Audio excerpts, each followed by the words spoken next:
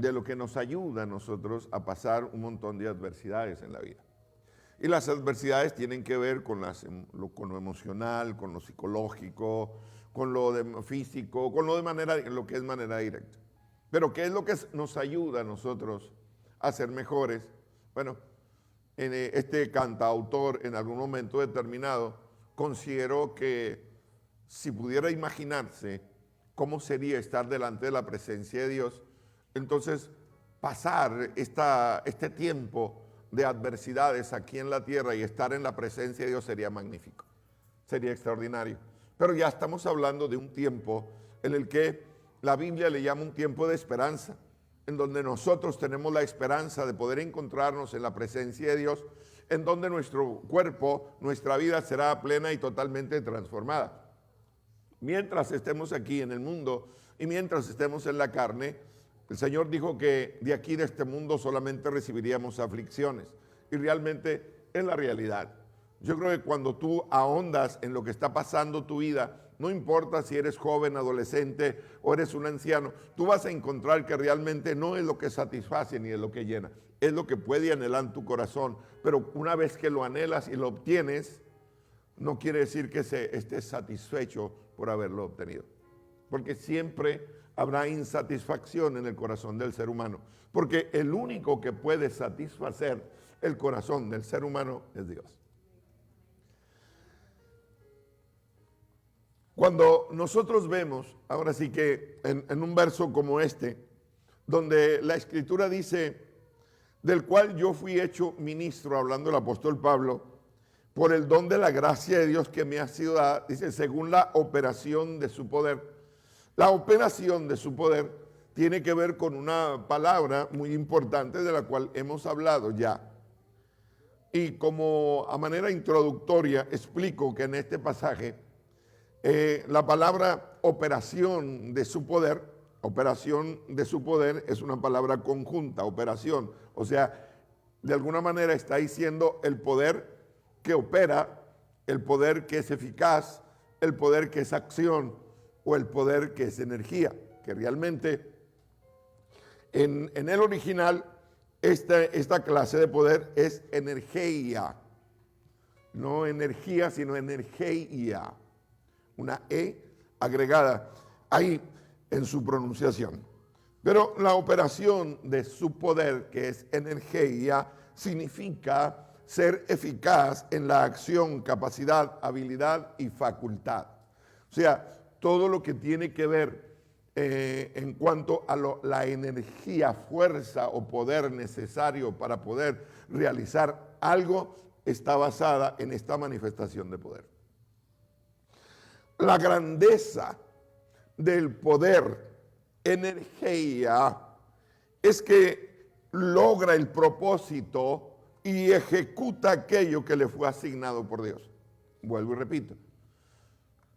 La grandeza del poder energía, del poder de Dios sobre nuestras vidas, porque aquí dice, por el don de la gracia de Dios que me ha sido dada según la operación de su poder. Porque acá el llamado a servir, el llamado a administrar, el llamado al ministerio no tiene que ver con algo simple y sencillo. Dios te llamó y se acabó y te dejó ahí abandonado. No, Dios te llamó y te capacitó y te dio el poder necesario para que ejecute su propósito y su voluntad. Eso es lo que significa la operación de su poder. O sea, por eso es que decimos que es el que logra el propósito y ejecuta aquello que le fue asignado por Dios. No el propósito tuyo, no ejecuta y logra lo que tú quieres lograr, sino lo que Él ha determinado hacer. Y esto es muy importante que nosotros lo entendamos, porque muchas de las veces nosotros decimos, dame poder para poder hacerlo. El poder ya está, lo que nosotros debemos de hacer es dame la dirección para ejecutar lo que tengo que ejecutar con el poder que ya me has dado. ¿Sí?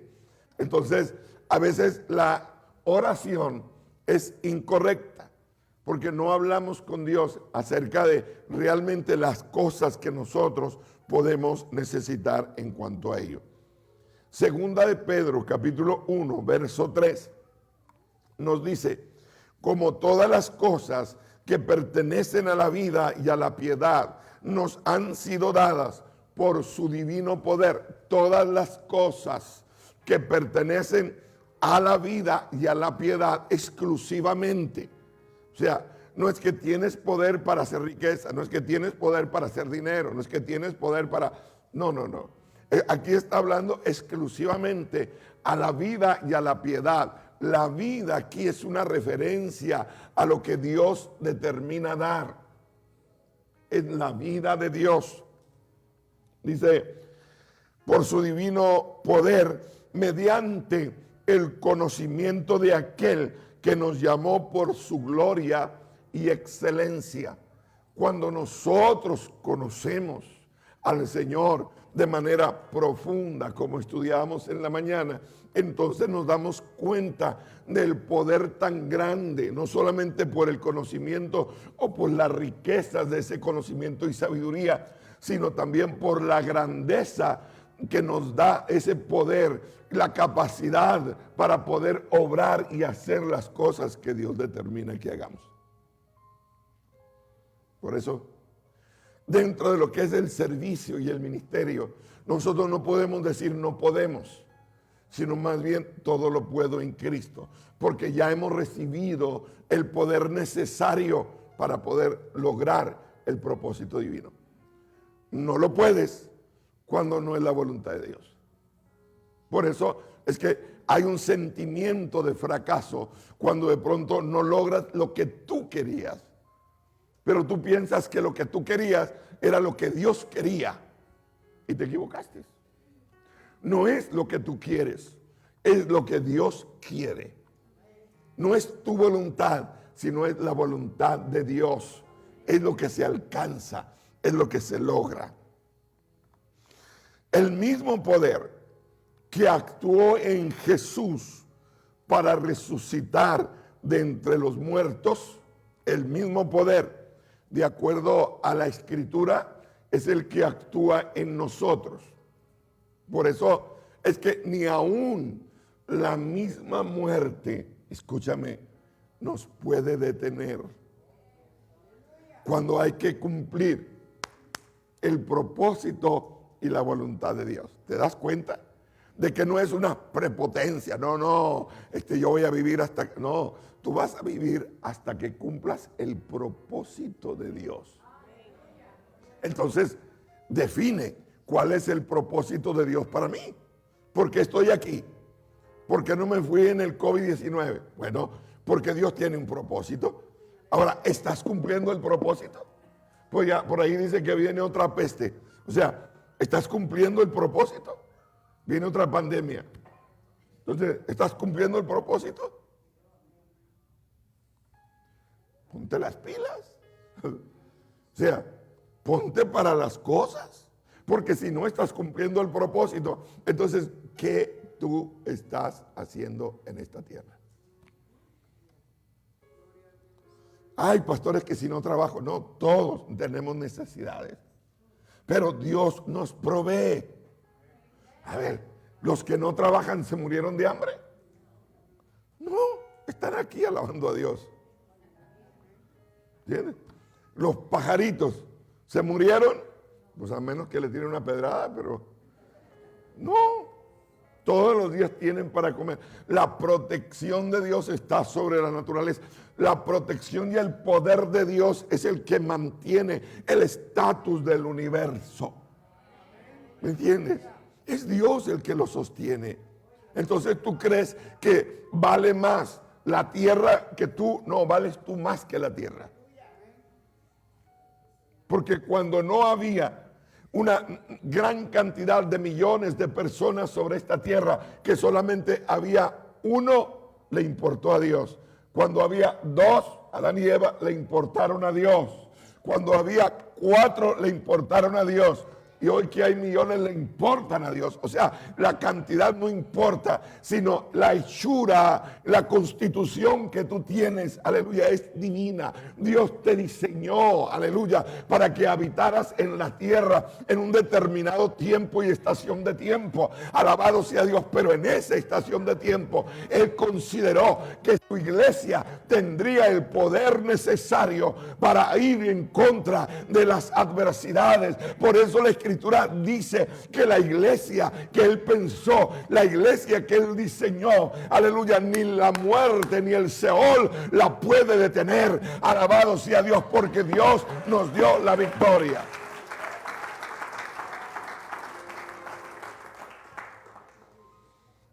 El mismo poder que actuó en Jesús, wow, para resucitarlo de entre los muertos, es el que actúa en nosotros.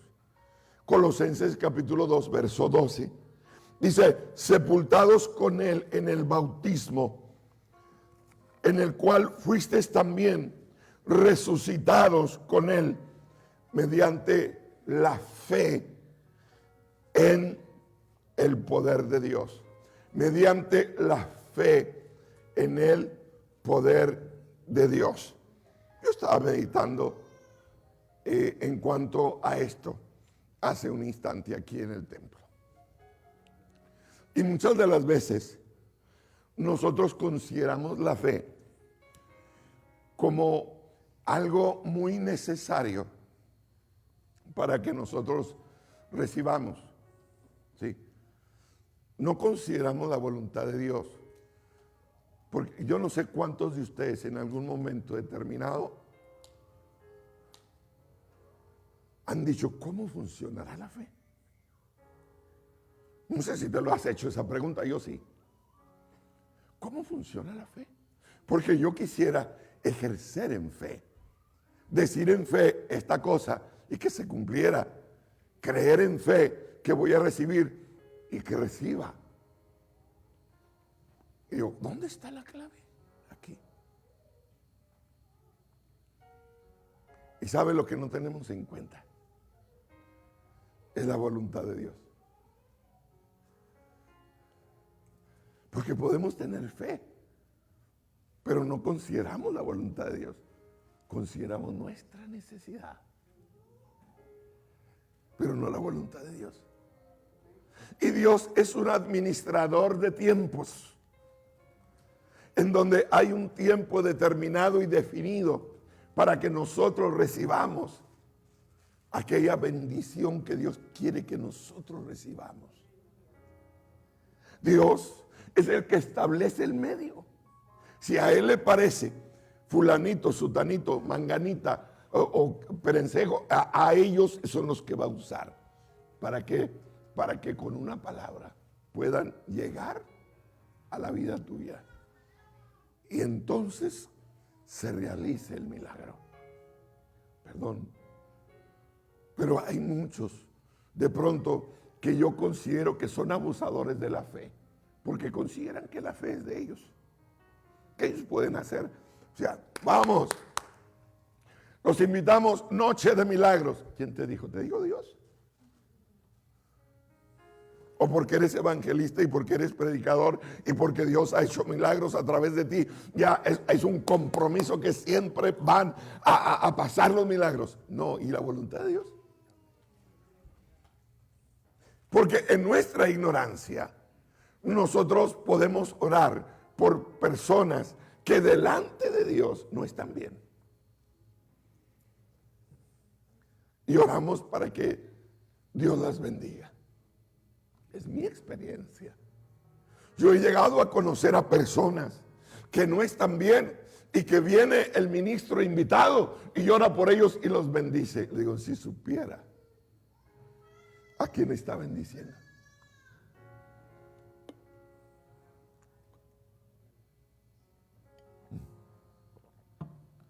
Por eso es que decimos que no está realmente en la fe, objetivamente, sino está en la voluntad de Dios, en el propósito de Dios.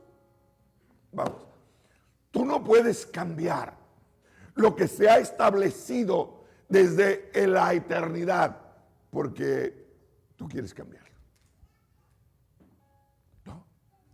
Lo que está establecido desde la eternidad ya está establecido y tú no lo puedes cambiar. No hay nada que lo cambie. Hay una predestinación, incluyendo las cosas. Si no fuera así, hermano, entonces Dios no fuera soberano. Pero como Dios es soberano, entonces todo está a su merced. Aleluya. Y Él no cambia cosas porque a ti se te ocurrió, aleluya, que Él podía cambiarlo. Porque tú tienes fe para poder creer que esto puede ser cambiado.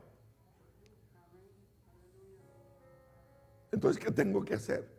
La fe a mí me ayuda y me afirma en el camino para que lo que va a venir, cualquier cosa que sea, no debilite mi fe.